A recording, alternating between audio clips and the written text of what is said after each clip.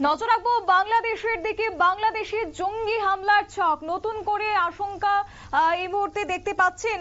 কার্যত বাংলাদেশের সেনা প্রধান খোদ তিনি কথা বললেন, সেনা কমান্ডারদের প্রস্তুত থাকতেও বলেছেন যথারীতি পরিস্থিতি মোকাবেলায়। যাবো বিস্তারিত, আমাদের সঙ্গে যুক্ত হয়ে গেছে প্রতিনিধি রাজীব দত্ত।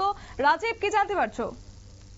প্রথমেই বলি যে বাংলাদেশের সেনা প্রধান ওয়াকারুজ্জামান তিনি সেনাবাহিনীর পদস্থ কর্তাদের সঙ্গে কয়েকদিন আগে বৈঠক করেছেন। এই বৈঠক নিয়ে সকলের কৌতূহল ছিল, কারণ খুব গোপন বৈঠক।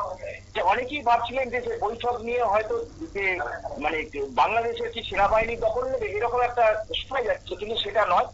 যেটা শোনা যাচ্ছে, যেটা কিছুক্ষণ আগে যেটা জানতে পেরেছি, যে বাংলাদেশে একটা জঙ্গি হানা হওয়ার সম্ভাবনা রয়েছে এবং সেই বিষয়ে নিয়ে তিনি সেনা অফিসারদের সঙ্গে আলোচনা করেছেন। কারণ তিনি যেটা বলেছেন যে সেনাপ্রধান, বাংলাদেশের সেনাপ্রধান তিনি বলেছেন তার কাছে খুব স্পেসিফিক খবর আছে যে বাংলাদেশে একটা বড় ধরনের জঙ্গি হামলার পরিকল্পনা চলছে। তবে কোন জঙ্গি সংগঠন সেগুলো বলেননি। তিনি যেটা বলেছেন যে তিনি সেনাবাহিনীর অফিসারদের দায়িত্ব দিয়েছেন, একদম জোন অনুযায়ী দায়িত্ব দিয়েছেন যে নজর রাখার জন্য। কারণ কিছু কিছু ইনপুট তার কাছে এসছে যে কোন কোন জায়গায় হামলাগুলো হতে পারে এবং সেই বিষয়গুলি কিন্তু গোপন রাখা হয়েছে। কিন্তু কনসার্ন অফিসারদের দায়িত্ব দেওয়া হয়েছে, সেনাবাহিনীকে মুভ করতে বলা হয়েছে, তারা রাস্তায় মুভ করছেন এবং পরিস্থিতি মোকাবিলার জন্য তৈরি থাকতে বলা হয়েছে। কারণ যেটা তারা মনে করছেন, যেটা খবর যেটা এসছে, যে যারা যে জঙ্গি এখন যারা জেলে ছিল, অর্থাৎ তারা কিন্তু বাইরে যেমন রয়েছে তেমনি ইসলামিক টেরোরিস্ট সংগঠন তারাও কিন্তু ঢাকাতে আমরা দেখেছি যে তারা প্রাণ উড়িয়ে মিছিল করছে।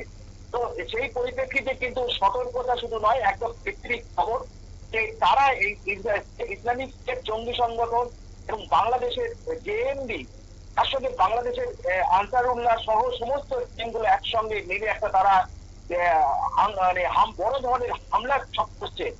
কারণ তারা যেহেতু তারা চাইছে বাংলাদেশকে একটা অস্থির পরিস্থিতির মধ্যে নিয়ে যেতে, কারণ এখানে মৌলবাদীদের শাসন অর্থাৎ ইসলামিক শাসন চাইছে। যেহেতু বাংলাদেশের বেশিরভাগ মানুষ ইসলামিক শাসন চাইছে না, গণপ্রজাতন্ত্রী বাংলাদেশ যাবে যে গণতান্ত্রিক দেশ বাংলাদেশ, তাই এই জায়গায় একটা আতঙ্ক তৈরি করার চেষ্টা করছে এই জঙ্গিরা। এবং সেই খবর পাওয়ার পর তিনি নির্দেশ দিয়েছেন, তিনি যেমন প্রত্যেকটা জোন অনুযায়ী সমস্ত আর্মি অফিসারদের দায়িত্ব দিয়েছেন, তেমনি আর্মি কমান্ডোদের বলেছেন যে স্পেসিফিক মানে একদম যে তৈরি থাকতে যে কোনো পরিস্থিতির মোকাবিলার জন্য কমান্ডোদের সঙ্গে সঙ্গে যেন ঘটনাস্থলে পৌঁছে দিতে পারে তার জন্য রেডি থাকতে বলা হয়েছে। কারণ আমরা দেখেছি যে সেই হাসিনার পতনের পর বাংলাদেশে যেভাবে অরাজকতা তৈরি হয়েছে, বাংলাদেশ জুড়ে অশান্তি তৈরি হয়েছে, মানে মৌলবাদীরা দাপিয়ে বেড়াচ্ছে, প্রতিদিন চুরি ডাকাতি নানা ধরনের অপরাধ বাড়ছে। জঙ্গি যারা ছিল, যারা কট্টর জঙ্গি, যারা হাসিনার সময় বা বিভিন্ন সময় বাংলাদেশে যারা গ্রেপ্তার হয়েছিল, যারা বিভিন্ন বোমা বিস্ফোরণের সঙ্গে যুক্ত, যাদের র্যাপিড অ্যাকশন ব্যাটালিয়ন যাদের গ্রেপ্তার করেছিল, তারা ছাড়া পেয়ে গেছে। তারা ঢাকার রাস্তা এবং বাংলাদেশের বিভিন্ন জায়গায় তারা রীতিমতো শিবির করে প্রশিক্ষণ দিচ্ছে, এমন খবরও আছে। এবং সেই পরিপ্রেক্ষিতে সেই সময় সংখ্যালঘুদের উপর অত্যাচার চলছে। অর্থাৎ বাংলাদেশ জুড়ে একটা চরম অস্বস্তিকর পরিস্থিতি। তার মধ্যে এই খবর যে বাংলাদেশে একটা বড় ধরনের জঙ্গি আনা হতে পারে, ঠিক তুলনা করে যে তিনি মুম্বাই হামলার যেমন হয়েছিল সেই রকম হামলা হতে পারে এবং তার জন্য সেনাবাহিনীকে প্রস্তুত থাকতে বলা হয়েছে, যাতে সঙ্গে সঙ্গে রিটালিয়েশন করা যায়। এবং কারাই কাজ করছে সেই বিষয়গুলোর নামও তিনি কিছু কিছু পেয়েছেন, যদিও সেই নামগুলো প্রকাশ্যে আনা হয়নি। তিনি উচ্চপদস্থ সেনা অফিসারদের সঙ্গে বৈঠক করে তিনি সেইগুলো জানিয়েছেন এবং কোন কোন জায়গায় হতে পারে কিছু কিছু নির্দিষ্ট জায়গাও তিনি পেয়েছেন, সেগুলোকে তার উপর বেশি করে নজরদারি বাড়াতে বলেছেন এবং সর্বত্র নজরদারি বাড়াতে, এবং সেই সঙ্গে জঙ্গি সংগঠনের সঙ্গে যারা যুক্ত, জঙ্গিমূলক কাজ যারা করছে তাদের উপর নজরদারি বাড়াতে বলা হয়েছে এবং ধরপাকড় করতে বলা হয়েছে, গ্রেপ্তার করতে বলা হয়েছে। কারণ তারা মনে করছে যে বাংলাদেশে এই বড় ধরনের জঙ্গি হামলা হবে এবং সেটা তিনি একটা স্পেসিফিক বলেছেন যে এই মাসের মধ্যেই কিন্তু এই জঙ্গি হামলার সম্ভাবনা প্রবল।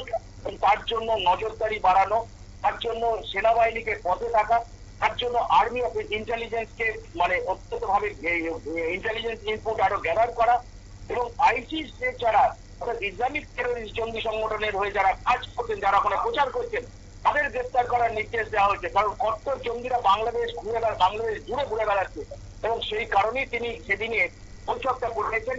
এই জঙ্গি হাঙ্গামা হতে পারে, কারণ টেরোরিস্টরা এখন টার্গেট করে নিয়েছে বাংলাদেশকে এবং তারা চাইছে যে তারা অশান্তি শুধু নয়, একদম তাদের শাসন, মৌলবাদী শাসন, ইসলামিক শাসন ঠিক কারণে আতঙ্ক তৈরি করতে এটা করা হচ্ছে।